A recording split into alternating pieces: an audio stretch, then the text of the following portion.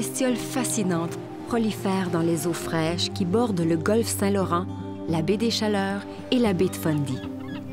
Et cette bête intrigante alimente sous toutes sortes de formes le travail et l'imaginaire de milliers de personnes. Un journal de capitaine de navire, vers les 1570, il parle qu'ils ont pêché du homard, ils l'ont fait bouillir, puis ils l'ont mangé. Donc c'est le premier document qu'on a d'Européens qui découvrent le homard.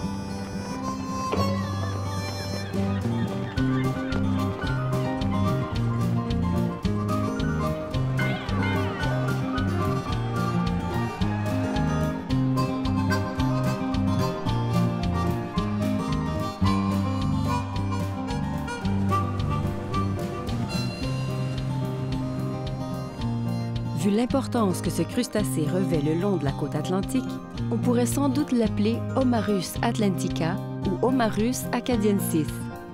Mais son nom scientifique est bel et bien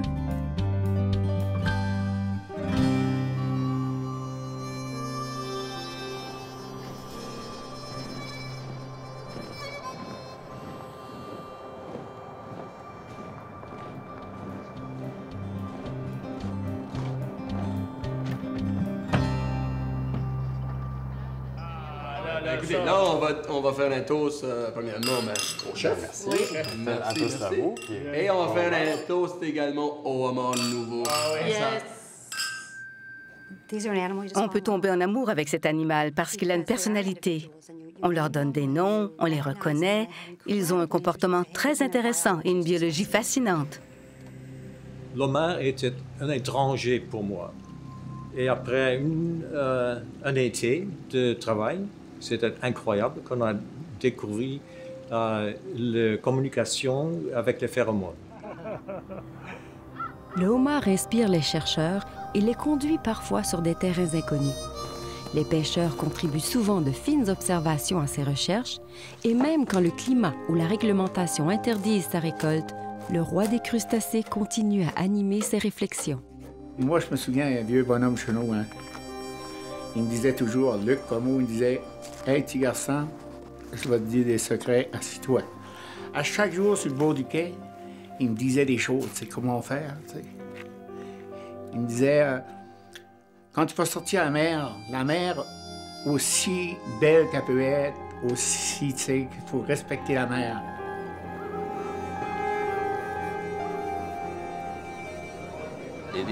C'est une des rares pêches qui se porte assez bien.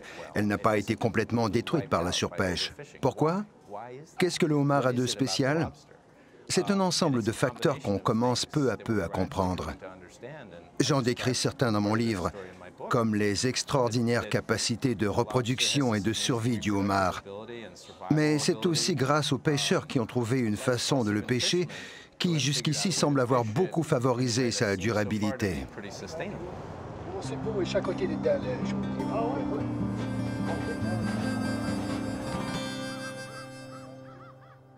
C'est une méthode vraiment écologique de faire la pêche. Puis c'est intéressant parce que si tu lis The Secret Life of a Lobster, c'est intéressant, tu devrais le lire. Moi, je l'ai pas lu. Hein. Les femelles, quand tu prends une grosse femelle, Jean-Pierre, dans ton attrape, là, je sais pas si tu remarques, quand une grosse femelle est là, puis tu en as une petite avec des œufs, là, la grosse femelle, là, sa queue, là, elle va protéger ses œufs, elle va tenir sa queue formée, tandis que la petite femelle, elle va s'escouer là-dessus, puis elle va perdre la moitié de ses œufs dans la trappe, dans le casier. Tandis que la grosse, elle va protéger, puis si tu vas pour la toucher, ben, elle va s'attaquer avec ses pattes. Un gros homard ne doit pas reproduire aussi tant qu'un petit. Parce qu'un petit homard doit reproduire plus souvent. Ben non. Quand je suis arrivée ici, les gens croyaient que les plus grosses femelles, comme celle-ci, produisaient rarement des œufs. Ils croyaient ça parce que pendant leur croissance, pour pouvoir grossir, les homards doivent muer. Et plus ils sont gros, moins il y a de mue. Donc, les grosses femelles ne muent que tous les 3, 4 ou 5 ans. Et par conséquent, on croyait qu'elles ne pondaient pour se reproduire que tous les 3, 4 ou 5 ans. On a donc cru que la population se porterait mieux sans elles. Moi, je ne mange pas les homards du laboratoire. Je les garde et je les remets à la mer d'où elles viennent. En prenant une femelle, j'ai mis les doigts en dessous et c'était une femelle qui avait pondu 2 mois auparavant, mais je ne l'avais pas encore remise à la mer. Mais j'ai découvert qu'elle avait de nouveaux œufs. J'ai d'abord cru que je l'avais confondue avec une autre. Je me suis dit, ce n'est pas Bertha. Mais je savais que c'était bel et bien Bertha. Et j'ai couru annoncer ça à mes collègues de travail. Je leur ai dit, vous n'en reviendrez pas. Quand on retourne aux anciennes publications d'il y a 100 ans, les gens savaient que ça pouvait se produire. Et cela arrive parfois en science. Mais on oublie parce que ça n'a été observé qu'1 ou 2 fois. Les gens se sont dit que c'était extrêmement rare et ils ont oublié le phénomène. Au début, personne ne nous croyait. Les gens ne voulaient pas croire ça. Mais maintenant, c'est un fait reconnu. Les grosses femelles ont beaucoup plus de valeur et on fait de grands efforts pour les protéger. Les petites femelles pondent à peu près 5 000 œufs, alors que les grosses femelles peuvent en pondre 100 000. Donc, elle en produit beaucoup plus chaque fois qu'elle pond et elle produit des œufs plus souvent. Alors, elle est extrêmement productive. La femelle s'accouple quand elle mue et elle garde le sperme pour pouvoir s'en servir au besoin. Le sperme peut rester vivant jusqu'à 3 ans dans la femelle. Mais la chose la plus intéressante, c'est qu'elle couvre ses œufs sous sa queue pendant près d'1 an. Beaucoup de choses peuvent se produire en 1 an. Les œufs sont expulsés par ces ouvertures de chaque côté des pattes locomotrices. Ils roulent jusque dans le réceptacle séminal, d'où le sperme est expulsé. Puis ils roulent jusque dans la cavité abdominale, où ils se fixent à ces pléopodes.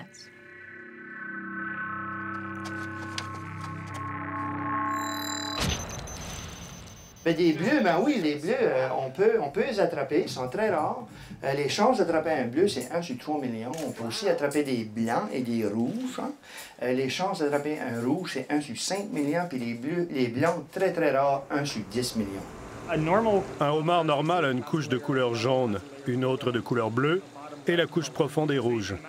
Quand les couleurs se superposent, s'il y a beaucoup de jaune et de bleu, ça donne un homard plutôt vert. Et s'il y a beaucoup de jaune et de rouge, il va plutôt tirer sur l'orange. Alors, ils sont de différentes couleurs selon les endroits où se trouvent les pigments. Il va arriver que des pêcheurs trouvent des homards entièrement bleus. C'est simplement que leurs pigments sont liés surtout dans la couche du milieu, la couche bleue. Le plus intéressant, c'est que peu importe la couleur du homard, quand on le fait cuire, on dénature la protéine. Le pigment est libéré et on ne voit plus que du rouge, du rouge, du rouge. Alors, si vous pêchez un homard bien bleu et que vous le faites cuire, il deviendra rouge. Ça fait à peu près 28 ans que j'étudie le homard et je suis encore très intéressé.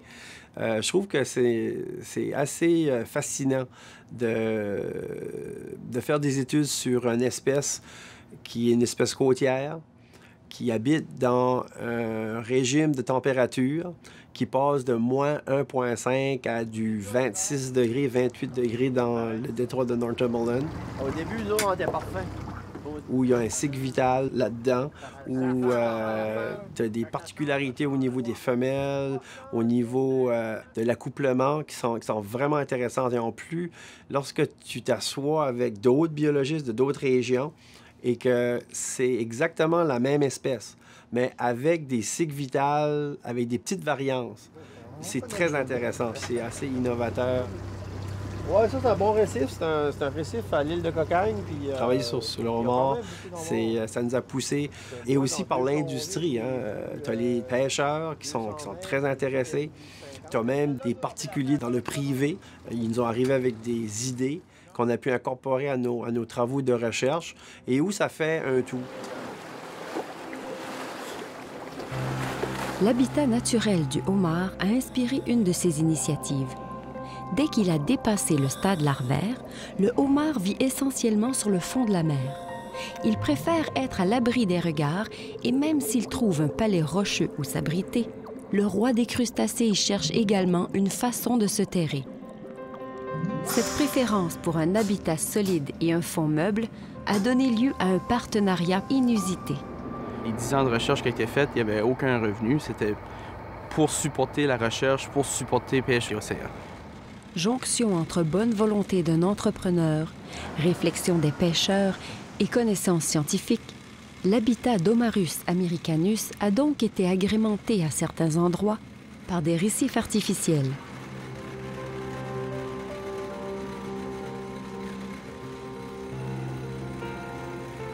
C'est un mélange de béton assez particulier parce qu'il est exposé à l'eau salée, puis aussi il est spécifié pour durer au moins 100 ans sous l'eau.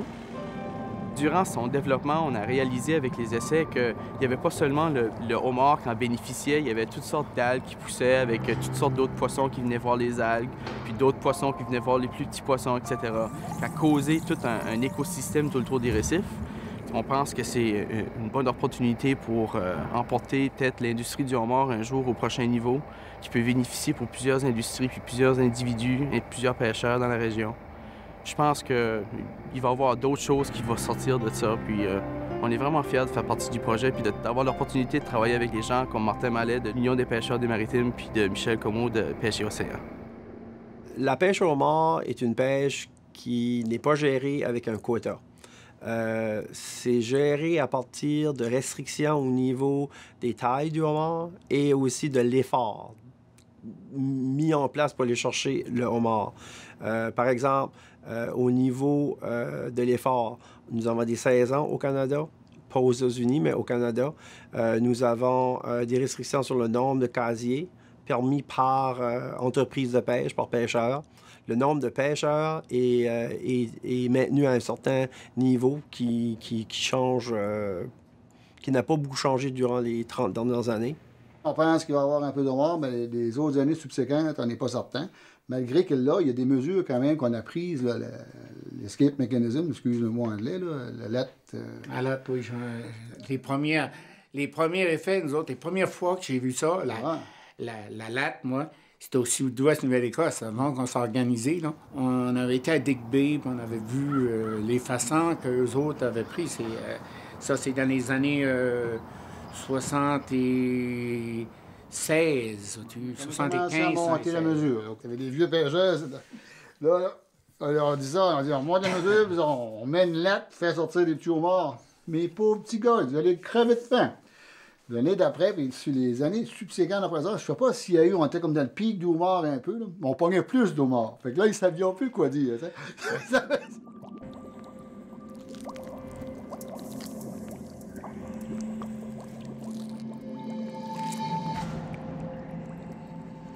Les usines et les acheteurs aussi sont légiférés d'un point de vue provincial et non fédéral. Donc, c'est un peu la différence qu'il y a dans l'industrie où tu as le premier palier ou la première partie qui est gérée par le fédéral, qui est la pêche, et la transformation du produit et l'achat est de ressort provincial. Vu la nature saisonnière de la pêche, les opérations des usines de transformation sont parfois mises sur la glace, ce qui n'empêche nullement le homard d'y provoquer également des innovations.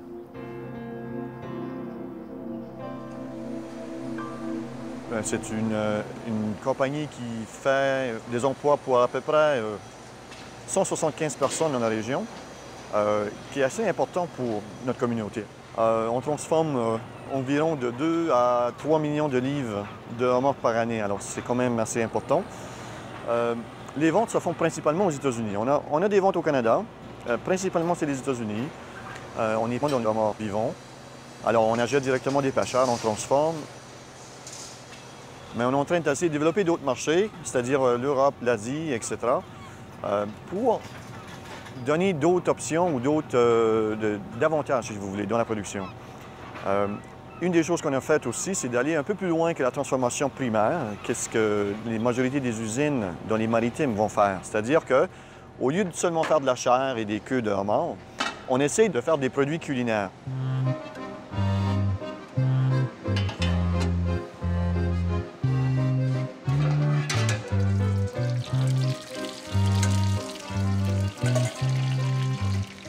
Depuis l'âge de 16 ans, 17 ans, je suis parti matelot sur les bateaux de pêche avant de m'intéresser à l'aquaculture de très près, puis de continuer sur la transformation des produits de la mer, puisque j'ai tout de suite compris que si on ne transformait pas le produit, on ne pouvait pas gagner de l'argent.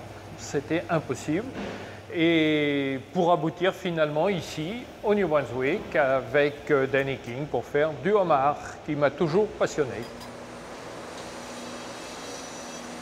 Au départ, quand je suis arrivé, les ouvriers de l'usine riaient de me voir récupérer des œufs verts, de les goûter.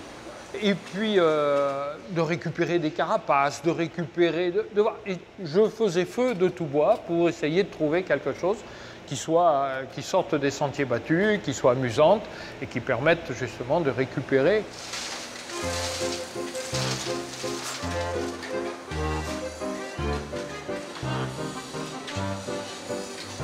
C'est également dans cet esprit-là qu'on a développé l'huile de homard ici, parce qu'il y avait pas mal de pertes et au niveau industriel, pouvoir mettre en petites bouteilles de 250 ml l'huile de homard, la distribuer, la diffuser à travers des chaînes de distribution, présenter un intérêt évident pour le public, pour le consommateur, et prolonger cette démarche initiale qui est de faire découvrir le homard.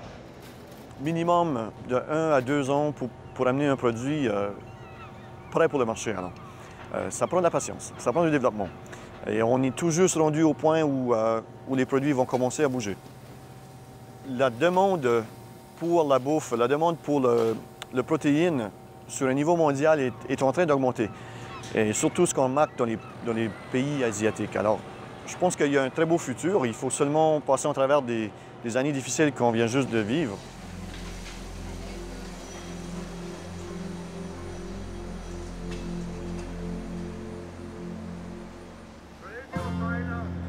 Un coin de l'Acadie fournit sa grande part de protéines aux consommateurs. Les eaux du sud-ouest de la Nouvelle-Écosse sont libres de glace toute l'année et la saison de pêche y est plus longue qu'au Nouveau-Brunswick. Et historiquement, la ressource y est plus abondante.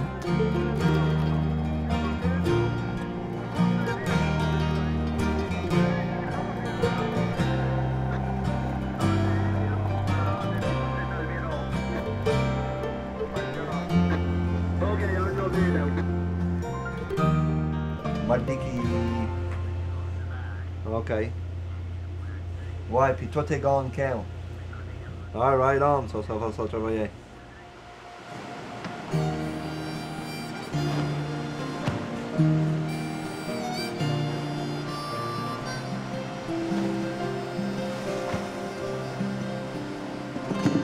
On a des viviers qu'on sort nos homards dedans dans l'eau froide pour pas que le homard s'en aille quand il s'accroche là.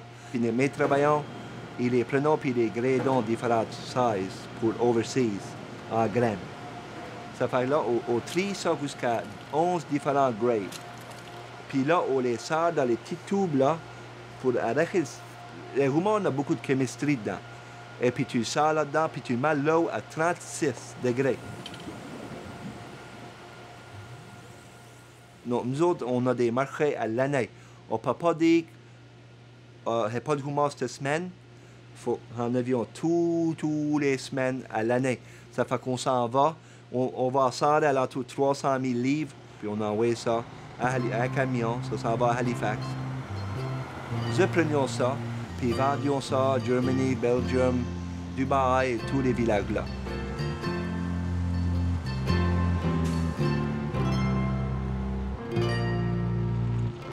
Ça là pour montrer une différence.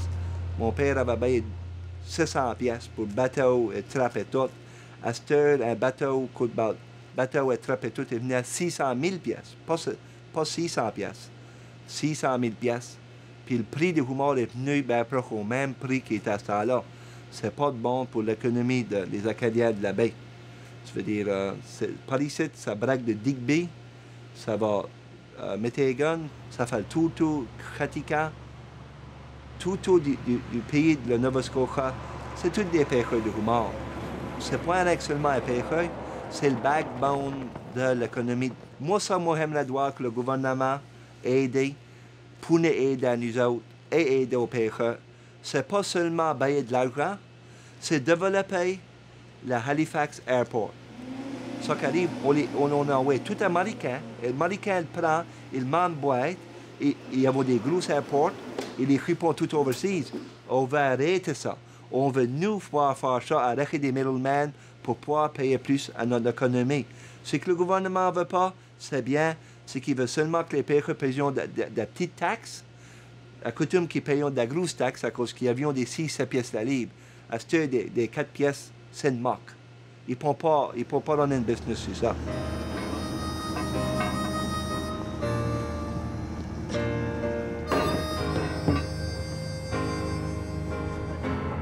Avoir une bonne avec des chances.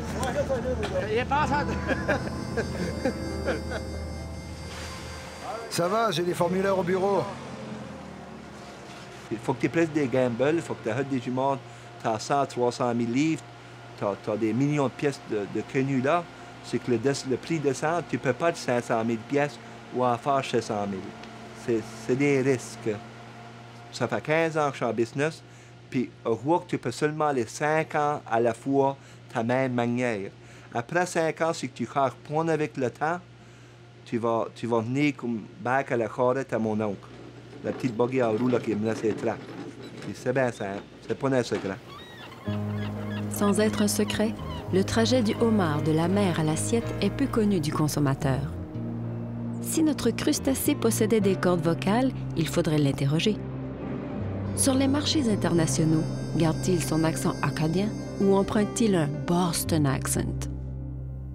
Les gens ne savent pas ça. Il y a plus de homards, du homard là, qui est fait ici, produit ici, puis ça vient du Maine, des États-Unis, à plein. Ça commence de l'automne, c'est printemps, ça va tout l'hiver, puis ça revient de nouveau, puis il y en a un en Gaspésie. Pour vendre ça pour du homard du Nouveau-Brunswick? Puis c'est du homard qui a été fabriqué au Nouveau-Brunswick. Stampé. Produit des Américains. Les Américains, c'est facile à emporter. Ça arrive ici avec ce homard-là qui... Ça fait des années qu'on... Ça dérange notre marché, mais on ne peut pas interdire. Le homard qui est envoyé du site, le homard qui est vendu ici, il est tout passe par Boston. Même les brokers, c'est Boston.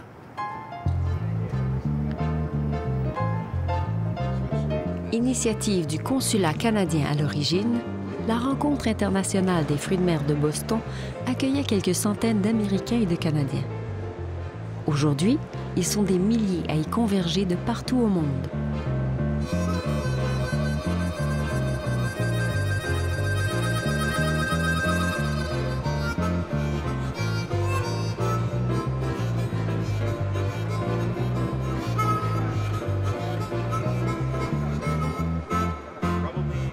Certains d'entre vous se demandent sans doute où se trouve le Nouveau-Brunswick.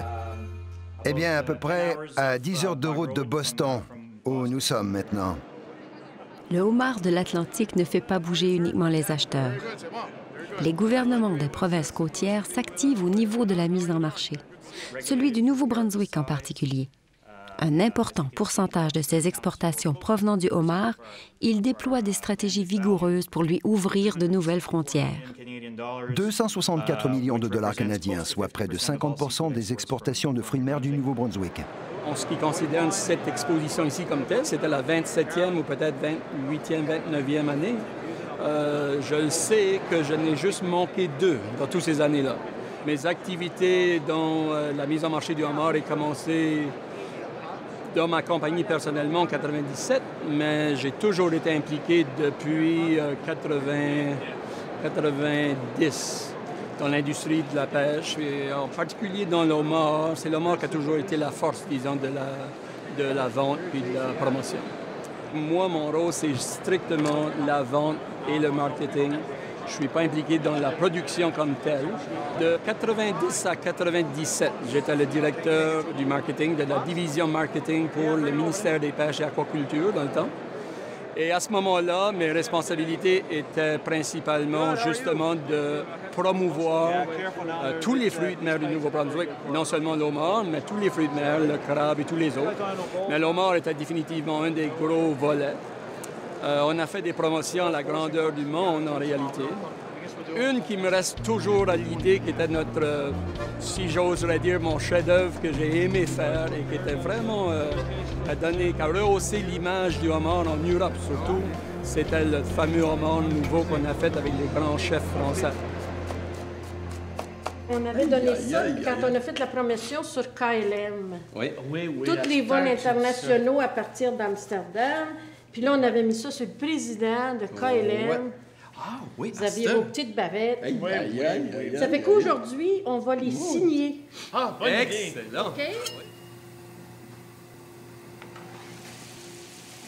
On voulait faire le même coup que les Français nous font avec leur Beaujolais nouveau. On leur a dit, nous, on va vous présenter un produit de première classe qui va être notre homard canadien. Puis, en faisant cette mise en marché-là, on a donné des débouchés de marché à notre homard des provinces on a vraiment comme rehaussé l'image du homard canadien. Moi, je me souviens comment ça a commencé là-bas du début. Au début, c'est que tu te souviens de Bernie Leblanc de chez Paturel. Oui. Ce qui est arrivé, à cause des envolées à partir des États-Unis qui coûtaient beaucoup moins cher pour envoyer le homard en France, ici, on ne pouvait pas compétitionner contre les Américains. Mais les Américains venaient ici au Nouveau-Brunswick chercher du homard. Oui. Ils l'amenaient sur Boston, ils l'envoyaient à Paris et ils l'avaient étiqueté homard des États-Unis. Et nous, on est en train de perdre nos marchés. Il y avait un problème d'image avec le homard canadien à cause des popsicles, on va s'entendre. Oui, tu te souviens qu'on s'en a rencontré? Parce qu'on a rencontré Bocuse, moi et toi, et ils ne voulaient rien savoir. Ils disaient que le homard canadien, ça ne valait pas rien. Ils ne mettraient jamais ça sur sa table. C'est à ce moment-là qu'on a dit, OK, si c'est ça quelqu'un, on va faire un deal. Vous allez venir chez nous, vous allez aller à la pêche. Puis souviens-tu à Escominac, le bateau, Bocuse, il me disait, si on était capable d'avoir ce homard-là. Alors, on va lui faire une fleur, on va le remettre à l'eau. Et vive le homard! Il a dit, ça, on va le mettre sur la table. C'est ça. Et c'est là que ton idée est venue. Il faut qu'on contrôle toute la qualité à partir du pêcheur jusqu'à la table du restaurant. Et le résultat final de tout ça, c'est qu'on a réussi à enlever les étiquettes homard américain et de remplacer de nouveau par du homard canadien. Qui se vendait plus cher. Beaucoup plus cher. Un demi-homard dans le temps, je me souviens, 86 francs. Au restaurant. Puis pas juste ça. Un demi-homard. Non, mais partir d'ici, là, il était à 6,5, là, on s'entend? Pas juste ça, là, les Américains... On se faisait chicaner par les Canadiens parce qu'ils disaient le homard a augmenté de prix. Parce que là, la demande était très forte. Quand on vendait à KLM, on avait vidé tout ce qu'il y avait de homard dans les maritimes. Puis ce qui est arrivé, c'est que les Américains continuaient à venir chercher du homard ici. Ils disaient que c'est la même chose. Non, c'est que leurs acheteurs en Europe voulaient du homard canadien. Et les Américains se sont mis à mettre sur les boîtes homard canadien. Ça a viré, ça fait un 180 degrés. L'image du homard de l'Atlantique a tourné en France. Et en Nouvelle-Angleterre, Homarus, vivant ou congelé, brasse des affaires de plus belle. Nos usines produisent plus de 18 millions de kilos de homard. J'ai pêché la morue, surtout aux États-Unis, plus précisément à Cape Cod. On est monté au Canada Atlantique il y a 30 ans et on a commencé à acheter des produits du homard congelé. Il y a 20 ans, la morue a pratiquement disparu au Canada Atlantique. Et comme c'est le principal prédateur du homard, la population de homard a énormément grossi et la pêche a doublé de volume. On s'est demandé quoi faire avec tous ces homards. Et alors, on a commencé à produire une plus grande variété de produits du homard congelé qu'on pouvait offrir à un plus grand éventail de consommateurs.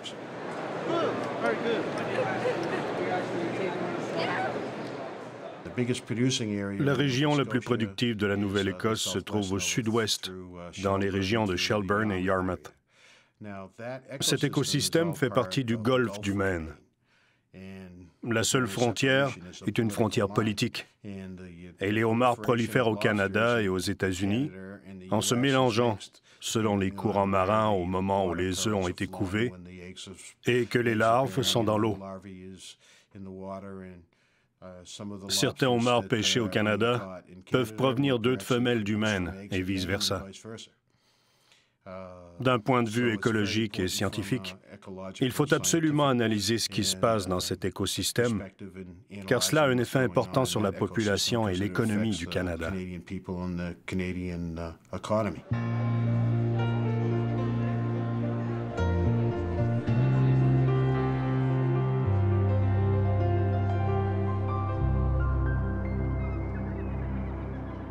La Nouvelle-Angleterre va venir de ces entrepreneurs de factories d'homards s'installer en Nouvelle-Écosse et au Nouveau-Brunswick.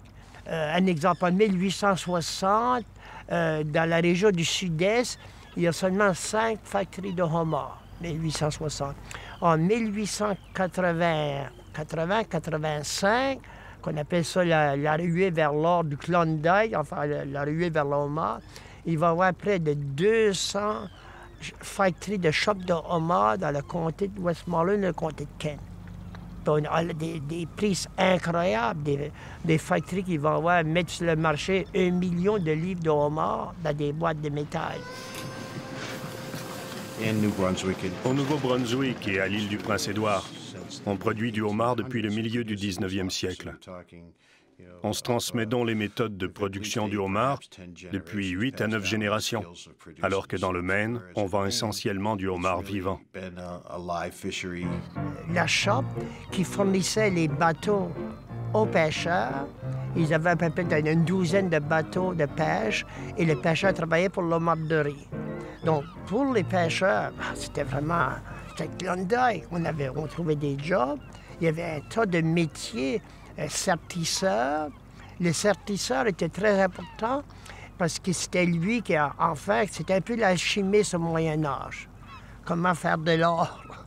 Donc, il savait comment bouillir la canne de homard, la boîte, en métal. Une trentaine de minutes, il sortait la canne qui avait bouilli. Puis là, il prenait un petit clou sur le bord de la boîte de homard, ce qu'on appelait broguer. Broguer, c'était un terme écossais, to brogue, faire un trou dans le haut de la canne pour faire sortir la vapeur et écouter. Ah, là, non, c'est pas le... Ça fait encore bouillant. On bouchait ça avec du plomb, on remettait à faire bouillir ça dans une autre vingtaine de minutes, on sortait, puis il écoutait, il perçait un clou avec le trou, il esquittait le plomb. Ah, excellent. Le sertisseur est maintenant remplacé par le congélateur, mais un peu du vocabulaire d'autrefois demeure. On a 2 façons de homard, par ici, on a les canners et les markets. Pourquoi le nom canner? Ben, traditionnellement, ils étaient pêchés, ils étaient envoyés au transformateur, ils étaient transformés, puis ils ont mis dans des petites canettes. Qui veut dire, on les appelait des canners, tout simplement. Aujourd'hui, nous autres, on en pêche des plus gros. Tu parles de bête, oui. Ils sont appelés des markets, puis on les mesure de la même manière. Comme ça, de la cavité de l'œil, on mesure la longueur du corps. C'est quoi qu'on fait avec nos markets? On les pêche toutes, on les garde vivants dans nos bottes, on les met des élastiques, on lui donne toutes des becs, puis on les envoie sur des marchés internationaux. Si le corps, c'est plus court que la petite mesure, je dois le relâcher à l'eau comme une mesure de conservation. D'autres mesures de pérennité se mettent en place. Ainsi, une fondation originale réunit au-delà des frontières des grands acheteurs, des pêcheurs et un gouvernement provincial. La mission de la Fondation pour la pérennité du homard est de promouvoir la recherche scientifique et le développement, et pour soutenir des projets viables. Parmi tous les projets présentés jusqu'ici à l'organisation, Homarus est le plus important. Homarus Inc. est un projet qui s'est d'abord pointé dans les filets des pêcheurs acadiens et de leur union. On a aidé, nous autres, là, l'UBM, le cycle naturel, en créant justement Homarus. Là. Puis après ça, en faisant en sorte de prendre des œufs des femelles et les amener à un stade larvaire assez grand pour pouvoir permettre de les mettre à l'eau puis faire un petit peu plus de reproduction, tu sais, là. Moi, je pense que c'est important, puis je pense que... Moi, je vois pas de problème avec le recrutement, puis qu'est-ce qui va arriver avec l'homard dans le futur, parce que je pense qu'il y a beaucoup de méthodes qui sont à l'heure actuelle en marche, là, qui n'étaient pas là les années passées, puis qui font en sorte que ça augmente la population d'homards. Mais il y a l'aspect de voir que si ça s'en vient commercial, s'ils commencent à faire d'élevage commercial avec le homard, je veux dire quoi, toujours, tu as des craintes comme pêcheur, ça va servir aux pêcheurs. Mais est-ce que ça va être mis à l'eau? La lave, d'après toi, elle voyage-tu? Oui. Les eaux. Le stade larvaire qui est créé présentement par Homarus fait en sorte que tu as une larve qui est relâchée pratiquement avec une pipe, parce qu'on a été dans la mettre l'année passée, là, pratiquement pas trop loin du fond, puis ce petit homard-là va se cacher directement tout de suite, là, en dessous des roches. En dessous des gravois, oui. Oui, c'est ça que les autres nous disent, c'est ça que les biologistes nous disent. Les chercheurs se penchent sur des techniques d'ensemencement des stocks de homards depuis près d'un siècle, mais les défis sont de taille. Le comportement cannibale de l'espèce rend difficile un élevage à long terme. Il faut donc miser sur une très courte période en aquarium, environ 2 semaines. Une fois les larves relâchées par les femelles captives, il faut offrir aux minuscules homards des conditions de vie susceptibles d'encourager leur croissance et leur survie. Cela implique le maintien de conditions précises de température et de circulation d'eau et l'élaboration d'une nourriture convenable et peu coûteuse. Les larves doivent être nourries ainsi et soutenues jusqu'à ce qu'elles atteignent leur stade benthique, au-delà du moment où, très vulnérables, elles ne peuvent que flotter dans le milieu aquatique et sont sujettes à d'intenses prédations. Le biologiste au service de l'Union des pêcheurs des Maritimes a vaincu plusieurs de ces embûches. Cette base scientifique solide a ainsi attiré un intérêt international autour de ce procédé d'ensemencement. Dans ce sens-là, on sauve un certain laps de temps, puis on sauve un pourcentage de larves puis d'homards de nos femelles. Là, tu sais, là. La crainte, comme tu disais tantôt, qu'on a à l'heure actuelle, c'est qu'éventuellement des compagnies, puis surtout avec les avancées au niveau aquacole, c'est que des compagnies se dirigent directement vers peut-être une usine à homards, si tu veux. Là. Ils pourraient éventuellement arriver à ça. Je ne sais pas qu'est-ce qui serait la rentabilité de ces choses-là.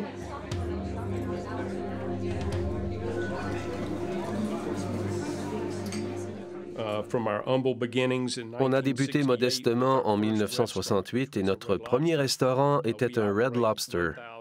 Aujourd'hui, on a 1800 restaurants en Amérique du Nord. On emploie 180 000 personnes, ce qui fait de nous le 29e plus gros employeur du pays. Notre volume de vente annuel est d'un peu plus de 7 milliards de dollars et on achète un peu plus de 4,5 millions de kilos de homards un peu partout dans le monde. Plus de 60% et parfois même jusqu'à 70% de ce volume provient du Canada atlantique. C'est une ressource sauvage qui, de par sa nature même, crée énormément d'imprévisibilité. Quand on examine les données scientifiques, par exemple les courants et les températures favorables à la ponte, ainsi que les endroits où les bébés homards s'installent, on voit que tout ça peut varier énormément d'une année à l'autre, ce qui fait beaucoup varier le taux de survie des animaux. Et tout ça crée une production en dents de scie. Ça rend les choses très difficiles pour les pêcheurs parce qu'ils ont de bonnes et de moins bonnes années. Mais ils ont toujours les mêmes frais pour leurs bateaux et leurs quais et pour l'ensemble de leur fonctionnement. Les entreprises de transformation emploient du personnel dans leurs usines et comme c'est une industrie saisonnière qui connaît des hauts et des bas assez importants, c'est très difficile. En examinant les variations dans le volume de la pêche saisonnière et les coûts saisonniers d'exploitation, on a constaté que ces dépenses se butent aux variations de la demande et des marchés. On s'aperçoit que c'était une chaîne à laquelle il manquait des maillons. On est assez emballé par la façon dont le projet Omarus s'est concrétisé, parce que les pêcheurs sont intéressés à prendre des moyens pour favoriser la viabilité écologique du homard. Les entreprises de transformation sont aussi très intéressées, parce qu'elles ont pu voir certaines des méthodes de pêche et elles ont pu constater que certaines régions peuvent devenir très productives ou ne le sont pas autant qu'elles le devraient. On est emballé parce que les chercheurs ont déjà fait un travail de base sur le terrain et démontré qu'il existe des solutions à ces problèmes. En tant que commerçant, on sait que tout le monde adore le homard. Alors le défi qui se pose à nous, comment en faire une ressource plus durable, plus accessible, afin d'accroître l'offre et la demande dans un bon maillage?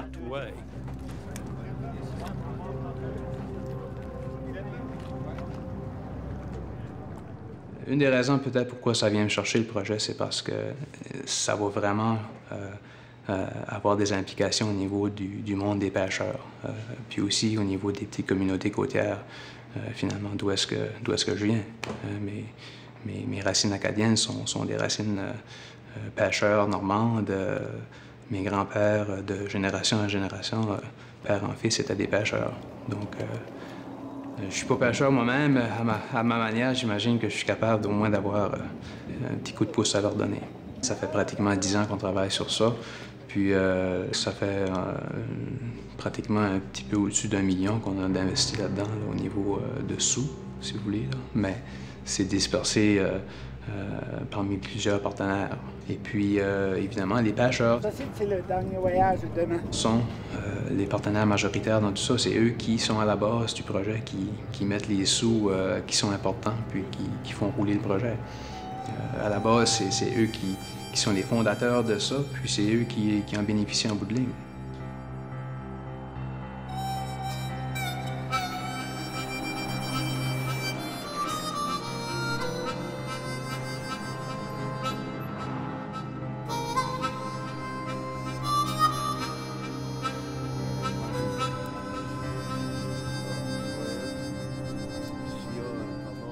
Bon réveil, chers auditeurs de CKRO. Très belle journée qui commence. Le soleil sera avec nous toute la journée et la mer est particulièrement calme. D'ailleurs, quoi demander mieux pour débuter la saison de pêche? Alors, salutations à vous, les pêcheurs. On vous souhaite une belle navigation vers le large. Et enfin, je vais pouvoir me régaler. Les premières années, je ne dormais pas de nuit parce que j'aimais ça. Quand ça a ouvert chaque printemps, j'avais assez hâte qu'on commence que j'en rêvais toute la nuit.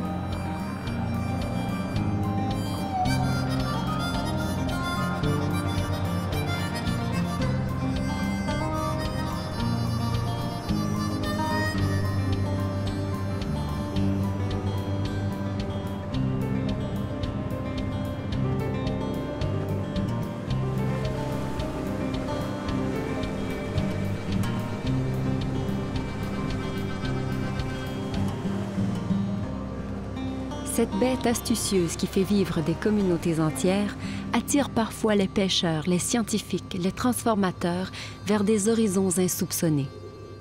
Et elle semble parfois surgir de l'inconscient pour provoquer les artistes, les écrivains.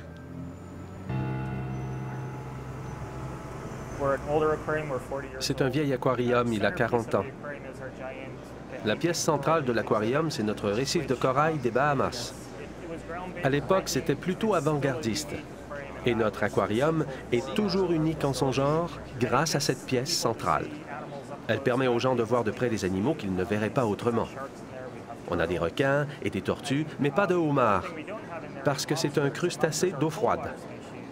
Mais c'est un animal très important. C'est l'animal emblématique de la Nouvelle-Angleterre. C'est l'auteur du livre sur les homards. Hé, bonjour. Tu as lu le livre sur les homards? On fait beaucoup de recherches à l'aquarium. J'en fais sur les homards et la pérennité des ressources alimentaires provenant de la mer.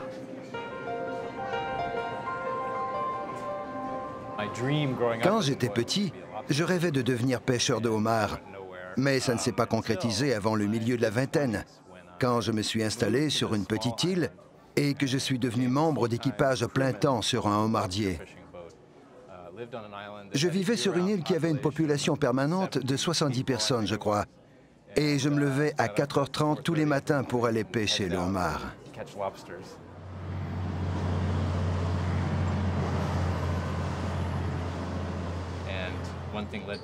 Les choses se sont enchaînées et en fin de compte, j'ai écrit un article de magazine sur les pêcheurs de homard et sur la science du homard. Et c'est ce qui a mené à mon livre, The Secret Life of Lobsters. Mais je ne savais pas dans quoi je m'embarquais. Les gens semblent y avoir vraiment pris plaisir. Le livre est devenu un best-seller mondial de vulgarisation scientifique. Et je crois que c'est surtout à cause du comportement sexuel et violent des homards dans leur habitat. Le homard est une créature primitive très séduisante. Il a de belles formes, des courbes bien proportionnées, sexy, mais aussi il est animal, brutal.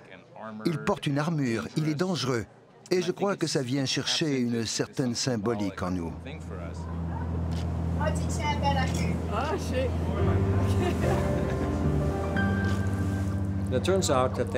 Comme les poissons et comme nous, les homards ont un sens de l'odorat et un sens du goût. Le sens de l'odorat provient de ces petites antennes. Et quand ils bougent, c'est un peu comme lorsqu'on renifle pour sentir. Pour ce qui est de la perception physique des odeurs, les substances chimiques ne peuvent se rendre jusqu'au récepteur que s'il y a une circulation d'air et d'eau rapide. On a d'abord découvert qu'il se produit un échange d'informations chimiques entre les mâles et les femelles en vue de l'accouplement et de la reproduction. Mais on a ensuite découvert que lorsque les mâles se battent, ils identifient l'odeur de l'urine du gagnant. Le perdant enregistre l'identité du gagnant en se souvenant de l'odeur de son urine. Et s'il le croise de nouveau la semaine suivante, il ne se battra pas avec lui parce qu'il sait qu'il risque fortement de perdre. Par contre, s'il croise un autre homard de taille et d'attributs semblables et qu'il ne l'a jamais rencontré avant, ils vont se battre. Le colorant indique la présence de l'odeur. Et une autre chose que font les homards, un autre comportement remarquable, une autre de nos découvertes, ils relâchent leur urine dans un courant d'eau. Car ils ont deux petits conduits d'évacuation qui créent un courant d'eau qui emporte l'urine au-devant d'eux grâce à ce courant. Donc, quand deux homards se battent, ils se crachent de l'urine au visage.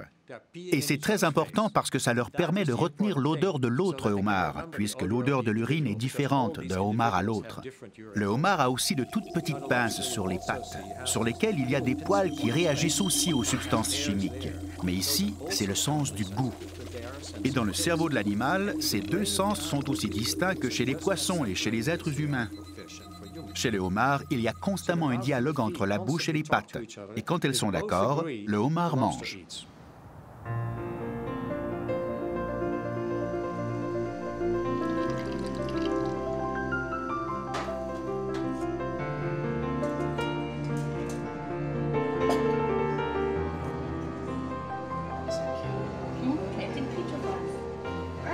On voulait s'assurer qu'on gère le système de contrôle de qualité parce que c'était important, parce que c'est le marché qui nous demande de s'assurer que lorsque le homard partait, qu'on le suivait à partir du pêcheur jusqu'à leur table. Jusqu'à l'assiette. Et c'est là que toi, tu es rentré dans le jeu. Mais là, on faisait face à une industrie, comme tu dis, qui n'était pas habituée à ce genre de choses-là. Parce que quand on disait, il ne faut pas qu'il reste plus que 24 heures ou 48 heures dans le vivier, il faut qu'ensuite vous le placiez dans des choses avec les algues, le papier blanc, pas du papier journal, une boîte blanche, etc., etc. Pour eux, c'était tout à fait nouveau. Mais quand on recevait le produit en France, puis qu'on a vu la cargaison, puis que c'était dans tous les journaux, tu ne veux pas avoir l'image d'un homard canadien qui est dans une boîte brune, qui est toute chaude. Alors, quand on sortait, je me rappelle un journaliste, tu te rappelles, le homard était sorti, puis quand il sortait avec sa petite tag, franchement, je commençais à l'aimer, ce homard-là. Je le regardais, j'avais développé une relation affective avec le homard. Alors, il disait, mon Dieu, madame, ce homard a l'air d'une Cartier Watch. Là, je dis, c'est en plein ça, c'est une montre Cartier.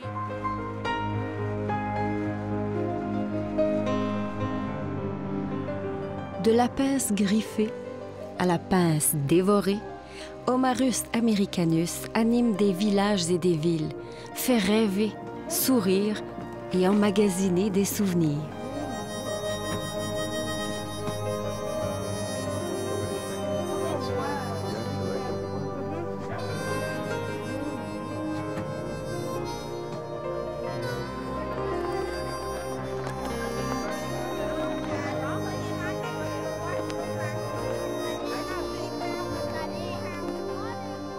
Comment est-ce qu'on fait pour dire la différence entre un mâle et une femelle?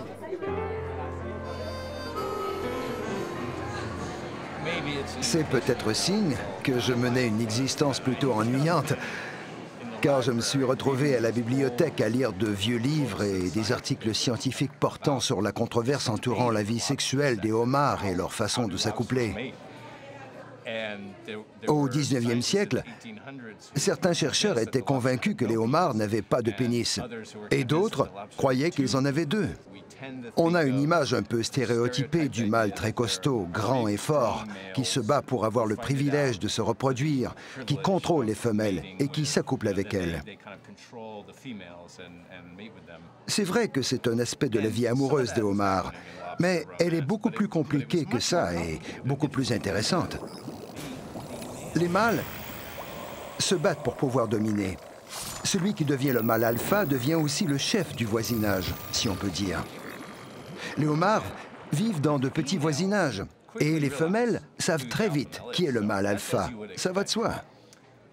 Mais il y a un genre d'entente tacite entre les femelles. Sans même se parler, elles s'entendent et elles décident de toutes rendre visite au mâle alpha à tour de rôle. Elles doivent donc trouver une façon de le séduire, de lui donner le goût de l'amour, et elles y parviennent en libérant une phéromone sexuelle par le devant de la tête. Elle jaillit par le devant de la tête et elle est projetée dans l'abri du mâle dominant. Et d'une certaine façon, ça le séduit. Donc, au fond, les homards femelles droguent le mâle et le soumettent pour en faire ce qu'elles veulent, l'une après l'autre. La première femelle approche le mâle alpha et le séduit. Elle le calme, ce qui donne lieu à une charmante rencontre. Et ils s'installent ensemble pour cohabiter à peu près une semaine.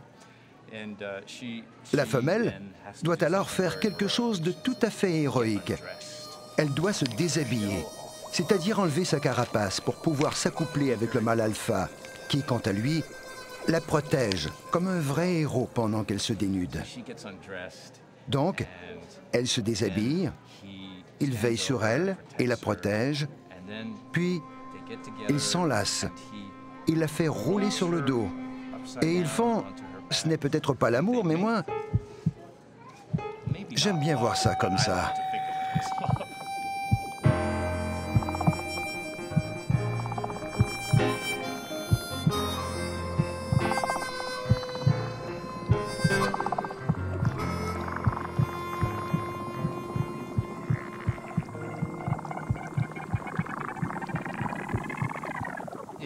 C'est essentiellement la position du missionnaire, mais avec 16 pattes et 2 pénis.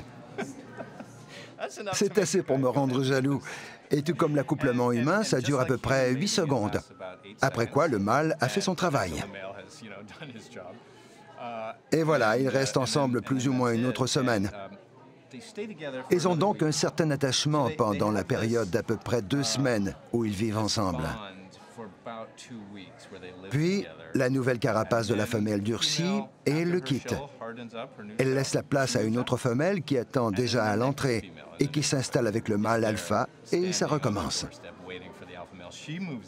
Et c'est ainsi que le mâle alpha prend son plaisir avec toutes les femelles du voisinage. Par contre, et ça c'est très déprimant, les mâles bêta ne sont sollicités par aucune femelle. Pas une seule.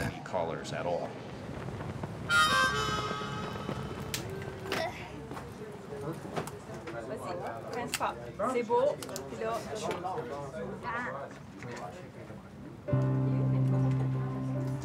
Ah, c'est du fun. OK, grave.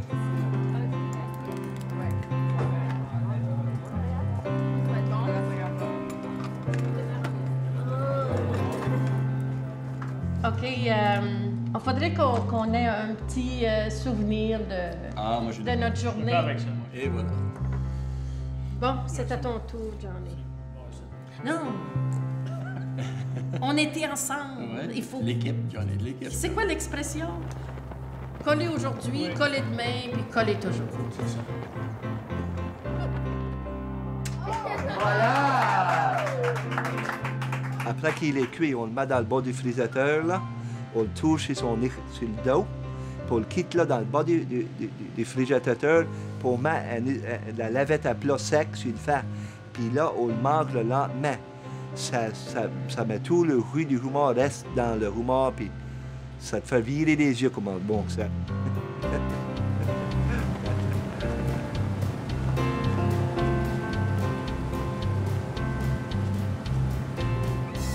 Les déesses puis les dieux nous surveillent. Le rôle de l'artiste est de nous dévoiler un univers qui existe près de nous, mais qu'on n'a pas encore remarqué. Les scientifiques font exactement la même chose. Le message et l'importance de la science, à mes yeux, reposent sur le fait qu'elle ouvre l'esprit, parce que les gens sont si dominants. Ce sont eux qui contrôlent en grande partie ce qui se passe sur cette Terre. Il est donc important qu'ils connaissent les détails de cette vie sur Terre. Et c'est comme le homard, c'est le pays. Quand je mange du homard, je mange le pays, je pense.